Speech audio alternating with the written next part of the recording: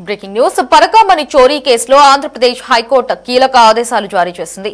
AVSO why Satish Kumar మృతి నేపథ్యంలో ఈ కేసులో నిందితుడు రవికుమార్ ఇతర సాక్షులకు భద్రత కల్పించాలని ఆదేశించింది. అప్పటి ఏవీఎస్ఓ సిఐ స్థాయి అధికారి సతీష్ కుమార్ అసహజ మరణ వార్త విని షాక్ కు గురయ్యామని న్యాయస్థానం అభిప్రాయం వ్యక్తం చేసింది.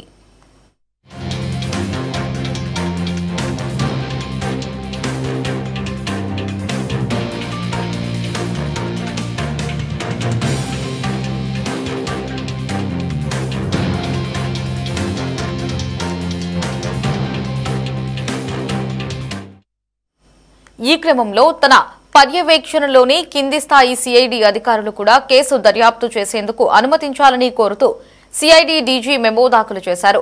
ఈ విషయంలో సిఐడి డీజీ అభ్యర్థన మేరకు అంగీకరించింది న్యాయస్థానం. ఇక తదుపరి విచారణను డిసెంబర్ 2వ తేదీకి ఏపీ హైకోర్టు వాయిదా వేసింది.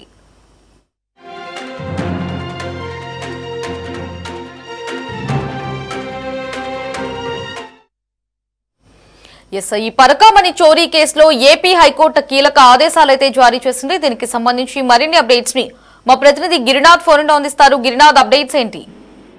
రైట్, ఏదైతే పరకామణి చోరీ కేసులో ఏపీ హైకోర్టు కీలక వ్యాఖ్యలు ఆదేశాలుగా జారీ చేసిన పరిస్థితి ఉంది.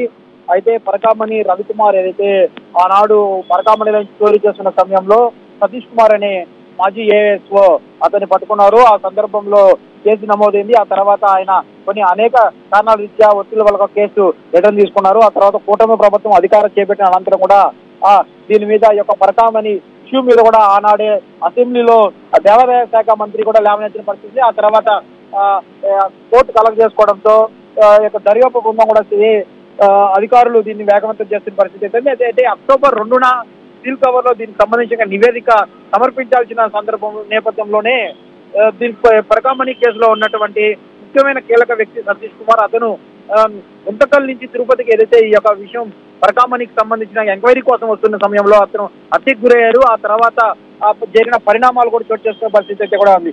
అయితే ఈ యొక్క కేసుకి సంబంధించిన వ్యక్తులకి ప్రాణహాని ఉందంటూ కూడా పోలీస్ స్టేషన్ లో తిరుపతికి సంబంధించిన మాచర్ల శ్రీనివాసులు కూడా పోలీసుని ఆశ్రయించాడు. అయితే ఇలాంటి ఇతర సాక్షులు కూడా సరే భద్రత కల్పించాలంటూ కూడా సరే ఏపీ హైకోర్టు ఆదేశించింది. అయితే ఈ యొక్క సతీష్ కుమార్ మృతి చెందడం కూడా సరే కోర్టు దృష్టికి తీసుకువెళ్లడంతో ఆ కోర్టు కూడా సతీష్ మరణాన్ని కూడా అసహనం వ్యక్తం చేసిన పరిస్థితి ఉంది. అయితే మొత్తం మీద ఏపీ హైకోర్టు అయితే ఈ భద్రత చర్యల్లో భాగంగా ఎవరైతే ఉన్నారో వీళ్ళందరికీ కూడా సాక్ష్యాలకు సంబంధించిన వాళ్ళకి భద్రత కల్పించాలంటూ కూడా సరే హైకోర్టు పోలీస్ శాఖను కూడా ఆదేశించే పరిస్థితి అయితే ఉంది.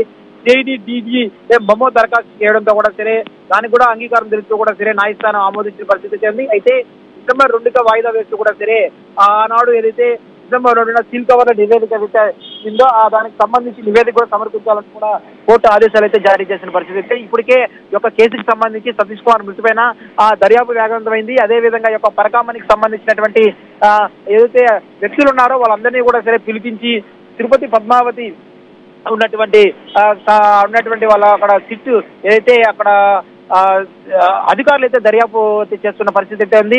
మొత్తం మీద జరిగిన ఈ యొక్క 3 రోజులుగా కూడా సరే మఠానికి సంబంధించినటువంటి పెద్దజీఆర్ మఠంలో రవికుమార్ ఏదైతే పనిచేసారో ఆ మఠానికి సంబంధించిన వ్యక్తుల్ని విచారించారు. మరి కొంతమంది పోలీసు ఉన్నతాధికారులు కూడా సరే దానికి సంబంధించినటువంటి వ్యక్తి సాక్షులు కూడా విచారించినట్టయితే తెలుస్తుంది. Thanks for the updates.